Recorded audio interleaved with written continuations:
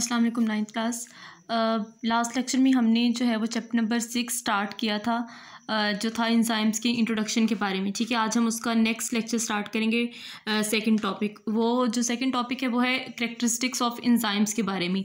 तो जो first lecture हमने जो पढ़ा था इंट्रोडक्शन, उसमें तकरीबन आपकी इसमें जो आज हमने टॉपिक पढ़ना है वो आधा तो उसमें कवर हो गया था, क्योंकि इंट्रोडक्शन में भी इंजाइम की काफ़ी कैरेक्टरिस्टिक्स बता दी गई थी। तो आज जो मेन टॉपिक है वो कैरेक्टरिस्टिक्स ऑफ इंजाइम्स है। और वन थिंग मोर के ये जो कैरेक्टरिस्टिक्स ऑफ इंजाइम्स हैं ये एग्जामिनेशन पॉइंट ऑफ व्यू से इम्पॉर्टेंट टॉपिक है। 4 नंबर का जो है लॉन्ग क्वेश्चन ये सब्जेक्टिव में आ जाता है। ठीक है, इसमें से इसके अलावा शॉर्ट क्वेश्चंस भी बन सकते हैं। तो फर्स्ट ऑफ ऑल जो टर्म इंजाइम है, ठीक है, ये पहली दफ़ा किसने इंट्रोड्यूस करवाई थी? तो 1878 के अंदर जर्मन फिजियोलॉजिस्ट था विनहेल्म। तो इसने फर्स्ट टाइम जो इंजाइम की टर्म है ये इंट्रोड्यूस करवाई थी। ठीक है, तो अब उसकी कैरेक्टरिस्टिक्स हमने पढ़नी है कि इंजाइम के स्ट्रक्चर किस तरह से होते हैं, ये काम किस तरह से करते हैं, फंक्शन किस तरह से करते हैं, और अगर इनके अंदर कोई चेंजेस आ जाए तो बॉडी के अंदर किस किस तरह की चेंजेस आ सकती हैं, ये बॉडी को किस तरह का नुकसान हो सकता है। ये सारी चीज़ें एक तो इंजाइम की कैरेक्टरिस्टिक्स के अंदर भी आ जाएंगी, और साथ साथ मैं आपको एक एक कैरेक्टर के साथ एक्सप्लेन करती जाऊँगी कि इस कैरेक्टर का क्या फ़ायदा है।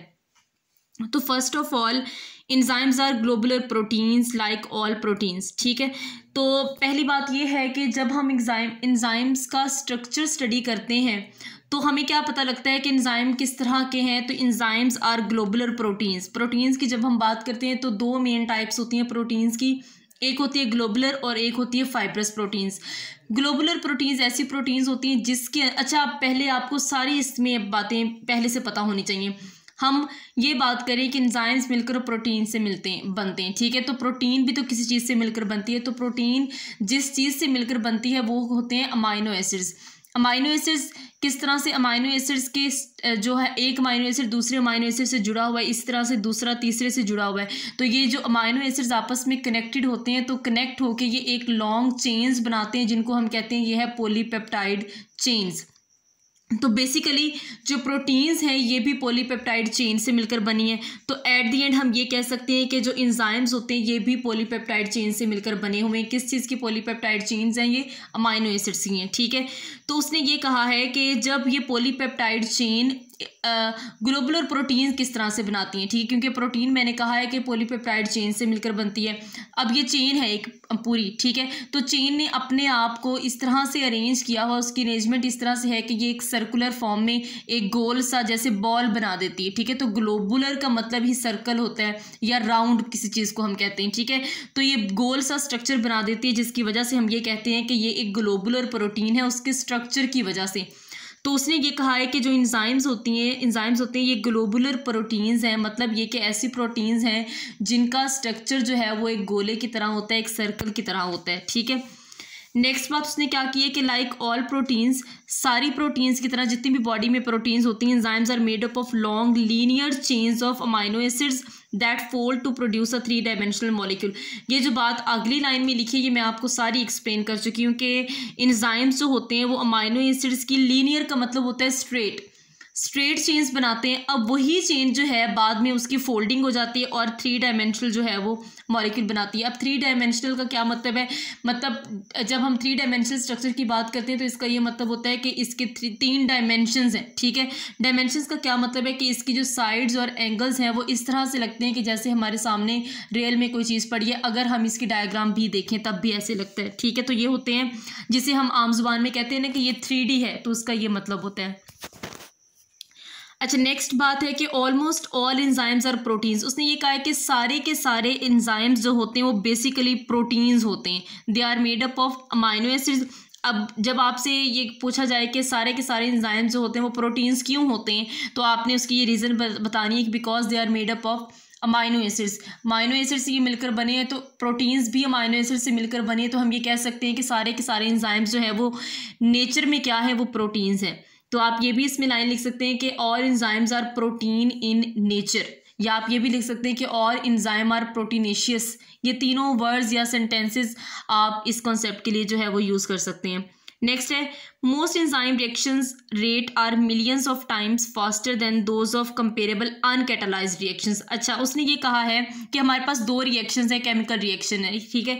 एक रिएक्शन के अंदर एंजाइम यूज़ हो रहा है और दूसरे रिएक्शन के अंदर जो है वो एंजाइम नहीं यूज़ हो रहा, तो उस रिएक्शन का रेट हमेशा से तेज़ होगा जिसके अंदर एंजाइम इस्तेमाल हो रहा है as compare to that reaction जिसके अंदर एंजाइम इस्तेमाल नहीं हो रहा। अनकैटालाइज्ड रिएक्शन का क्या मतलब है? ऐसा रिएक्शन जिसकी कैटालाइसिस नहीं हो रही, किसके ज़रिए से? एंजाइम के ज़रिए से। कैटालाइसिस क्या होता है कि एंजाइम रिएक्शन की स्पीड को तेज़ करने के लिए हम किसी केमिकल का इस्तेमाल करते हैं, तो ये होती है कैटालाइसिस, ठीक है। तो उसने ये कहा है कि अगर हम कैटालाइज्ड और अनकैटालाइज्ड रिएक्शन को कंपेयर करें तो हमेशा से कैटालाइज्ड रिएक्शन की स्पीड जो है, उसका रेट जो है वो मिलियन टाइम्स फास्टर होगा, ठीक है, देन अनकैटालाइज्ड रिएक्शन।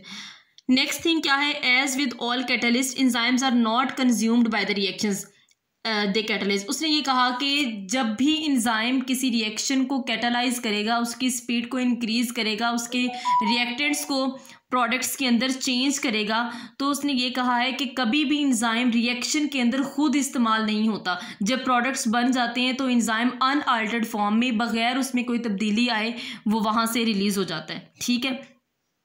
तो उसने ये सिर्फ ऐसे रिएक्शंस, मतलब जहाँ पर एंजाइम इस्तेमाल हो रहा है, ये उन्हीं की बात की गई कि एंजाइम ने काम क्या करना है, उसने सबस्ट्रेट को प्रोडक्ट के अंदर चेंज कर देना है, रिएक्टेंट को प्रोडक्ट के अंदर चेंज कर देना है, लेकिन खुद रिएक्शन के अंदर किसी भी तरह से एंजाइम इस्तेमाल नहीं होता, कोई केमिकल बॉन्डिंग नहीं बनाता, वो अपनी उसी फॉर्म में वापस प्रोडक्ट्स के अंदर जो है वो रिलीज़ हो जाता है, ठीक है। तो ये था एंजाइम की कैरेक्टरिस्टिक्स। उसमें नेक्स्ट जो है, enzymes are very specific for the type of reaction and for the nature of their substrate. अच्छा, ये भी एक बड़ी इंपॉर्टेंट पॉइंट है कि अब क्वेश्चन आ सकता है कि what is specificity of enzyme. तो उसने ये कहा है कि एंजाइम्स जो है, मतलब एक एंजाइम है तो वो सिर्फ एक ही रिएक्शन के लिए जो है वो स्पेसिफिक है। ऐसा नहीं हो सकता कि नंबर ऑफ रिएक्शंस हैं तो उसमें एक ही एंजाइम सारे रिएक्शंस के अंदर काम नहीं कर सकता, ठीक है। जैसे हमारे पास रिएक्शंस हैं, मेटाबॉलिक पाथवे, फोटोसिंथेसिस का, रेस्पिरेशन का, ग्लाइकोलाइसिस का, तो ये हमारे पास कुछ पाथवेज हैं। तो अब एक पाथवे के अंदर number of series of reactions हैं, हर रिएक्शन के लिए एक सेपरेट एंजाइम होगा, ठीक है। एक बात उसने ये की है, तो इससे हमें ये पता लग जाएगा कि हर रिएक्शन के लिए एक स्पेसिफिक एंजाइम ही काम करेगा। ऐसा नहीं होगा कि एक एंजाइम है हमारे पास और वो सारे के सारे रिएक्शंस को कैटालाइज करेगा, ठीक है। Only a small portion of enzyme molecule is directly involve in catalysis. उसने कहा है कि एंजाइम, अब मैंने आपको एक बात की है कि एंजाइम खुद रिएक्शन के अंदर इस्तेमाल नहीं होता, लेकिन यहाँ पर ये बात लिखी हुई है कि थोड़ा सा पोर्शन एंजाइम का रिएक्शन के अंदर इस्तेमाल होता है। अब वो जो थोड़ा सा पोर्शन इस्तेमाल होता है कि इट डजेंट मीन कि वो किसी केमिकल बॉन्डिंग की वजह से इस्तेमाल होता है, नहीं, लेकिन एंजाइम के अंदर एक कुछ साइट्स होती हैं, ठीक है, जो कि रिएक्शन को के रेट को इंक्रीज़ करने के लिए और सबस्ट्रेट की अटैचमेंट के लिए इस्तेमाल होती हैं। अदरवाइज एंजाइम किसी भी तरह से रिएक्शन में इस्तेमाल नहीं होता। नेक्स्ट है, this catalytic region is known as active site, it recognises and binds the substrate and then carries out reaction. अच्छा, उसने ये कहा है कि जो फॉर एग्जाम्पल जैसे हमारे पास कोई एंजाइम है, ठीक है, तो उसका उसने कहा है कि एक पोर्शन इस तरह का होता है जहाँ पर सबस्ट्रेट ने आकर लगना है, सिर्फ वो जो साइट होगी जहाँ पर सबस्ट्रेट आकर लगेगा, सिर्फ वो वाला पोर्शन एंजाइम का रिएक्शन के अंदर इस्तेमाल हो रहा है। अदरवाइज कोई भी जो है वो इसमें रिएक्शन एंजाइम का यूज़ नहीं है रिएक्शन के अंदर। और वो साइट जो कि जहाँ पर सबस्ट्रेट या कोई रिएक्टेंट आकर लगेगा, बाइंड होगा, उस साइट को बोलते हैं ये है एक्टिव साइट, जहाँ से कैटालाइसिस होती है। इसको हम कैटालिटिक साइट भी बोल सकते हैं। ये क्या करेगा, ये सबस्ट्रेट को रिकग्नाइज करेगा, क्योंकि हमने कहा है कि स्पेसिफिक रिएक्शंस होते हैं, ठीक है। तो सबस्ट्रेट को, रिएक्टेंट को रिकग्नाइज करेगा कि यही स्पेसिफिक रिएक्टेंट एक्टिव साइट के साथ आकर अटैच होगा और फिर वो सबस्ट्रेट या रिएक्टेंट जो है वो प्रोडक्ट के अंदर एंजाइम उसको कन्वर्ट कर देगा। नेक्स्ट है, enzyme production can be enhanced और diminished by a cell according to needs. अब उसने ये कहा है कि एक एंजाइम, एक रिएक्शन है, ठीक है, तो उसके अंदर एक एंजाइम इस्तेमाल हो रहा है, ठीक है, तो मे बी रिएक्शन के अकॉर्डिंग हम ये चेक कर सकते हैं कि एंजाइम की क्वांटिटी हमें कितनी चाहिए। तो ये सेल काम करता है कि जितनी रिएक्शन को नीड है एंजाइम की क्वांटिटी, वो उसी लिहाज से कम या ज़्यादा कर सकता है, ठीक है। Enzyme activity can also be regulated by inhibitors and activators. अच्छा, आगे ये कुछ आप ये कह लें कि कुछ फैक्टर्स हैं जिनकी वजह से एंजाइम की एक्टिविटी जो है वो इफ़ेक्ट हो सकती है। उसमें कुछ इनहिबिटर्स हैं, कुछ एक्टिवेटर्स हैं।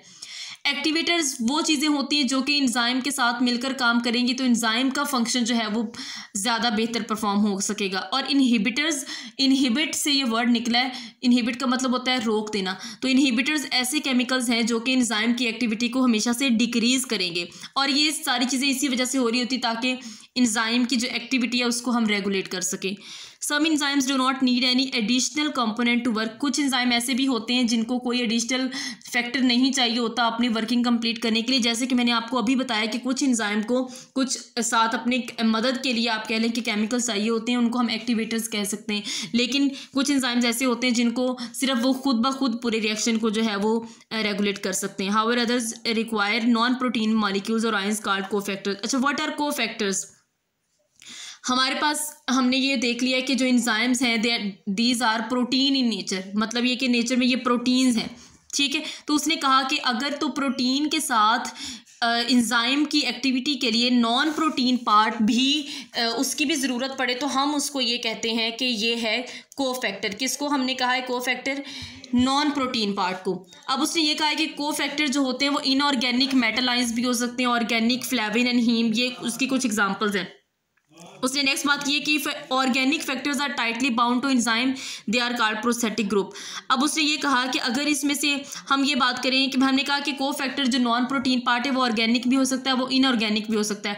अगर उसने कहा कि ऑर्गेनिक होगा तो फिर वो प्रोस्थेटिक ग्रुप होगा।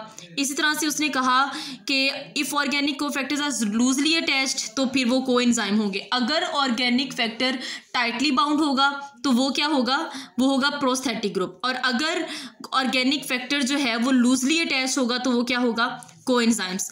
अब उसने ये कहा है कि कोएंजाइम्स का काम क्या होता है? They transport chemical groups from one enzyme to another. अब एक रिएक्शन तो हो रहा है, ठीक है, तो उसने क्या करना है कि कोएंजाइम क्या करेंगे कि एक केमिकल एक एंजाइम से दूसरे एंजाइम तक केमिकल ग्रुप्स को जो है वो एक्सचेंज करेंगे जो भी रिएक्शन के अंदर इस्तेमाल हो रहे हैं।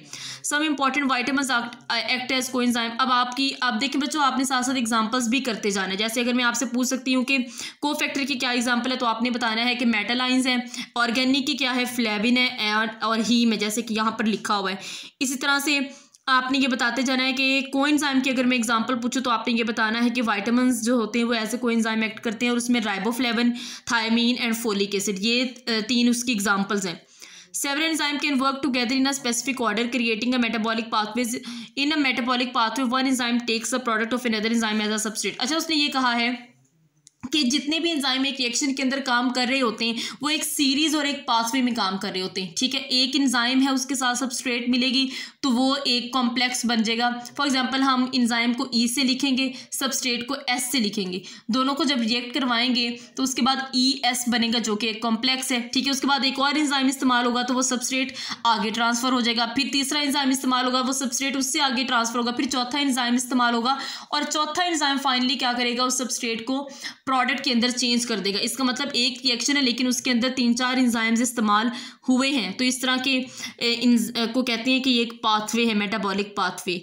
After the reaction the product is passed on to the next enzyme. यही मैंने बात की कि रिएक्शन के बाद क्या होता है कि प्रोडक्ट जो है वो अगले एंजाइम पास चली जाती है, फिर अगले के पास, फिर अगले के पास, इस तरह से ये सीरीज चलती है रिएक्शंस की। That was all about enzyme की कैरेक्टरिस्टिक्स।